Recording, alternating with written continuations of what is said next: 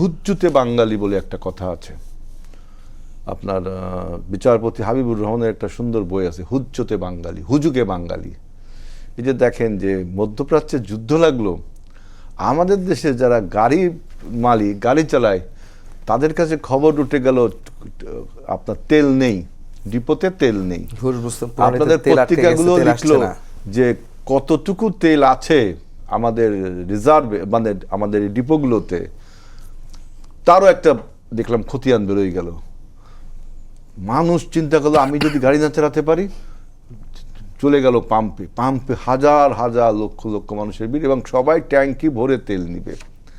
দেখেন, এটা একটা হুজুগ না, যেখানে বলা হচ্ছে আমাদের আগামী 1-2 মাসের মজুত রয়েছে, 2টা জাহাজ ইতিমধ্যে ভিড়েছে। গতকালকে দেখলাম হরমুজ আরো 6টি জাহাজ ভিড়ছে। কাতার থেকে আমরা এলএনজি আনি, কিন্তু আপনি দেখেন যে কিভাবে হুজুগ করলো যে তেল নেই, মনে হচ্ছে তেল পাওয়া যাবে না। এখন আমরা রেশনিং ব্যবস্থা করেছি, তাই না, তেলের জন্য। তারপরে আরো কিছু আপনার সাশ্রয় করবার জন্য কৃচ্ছতা সাধনের কথা বলেছি, বিদ্যুতে, বিভিন্ন জ্বালানিতে অনেক আমরা ফর্মুলা দিয়েছি, অনেকগুলো কাজ হচ্ছে। কিন্তু আমার বক্তব্য যে মানুষের যে হুজুগ, এই হুজুগটা আপনি থামাবেন কি করে?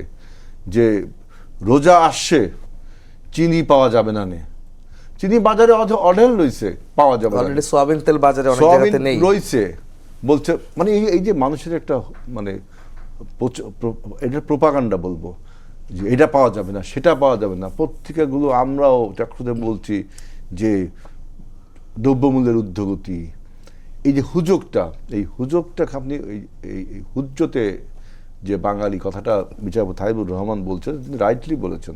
আমি তো এক জায়গায় পড়েছিলাম যে যখন করোনা ভাইরাস হয়, তখন এই করোনা ভাইরাস যদি মানুষ দেখতে পারতো, যেহেতু মাইক্রোস্কোপিক দেখা যায় না, তাহলে বাঙালি ওই করোনা ভাইরাস দেখতে যেত। ওটা যে আক্রমণ, ওটা যে একটা আপনার সংক্রামক ব্যাধি, এটা মানত, তারপরেও দেখতে যেত। মানে হুজুগ সম্বন্ধে বলতে গিয়ে বিভিন্ন লেখক সাহিত্যিকরা এরকম বলছে। তা আমি দেখলাম যে রোজা আসছে, রোজার 15 দিন আগের থেকেই দ্রব্যমূল্য নিয়ন্ত্রণ করতে হবে।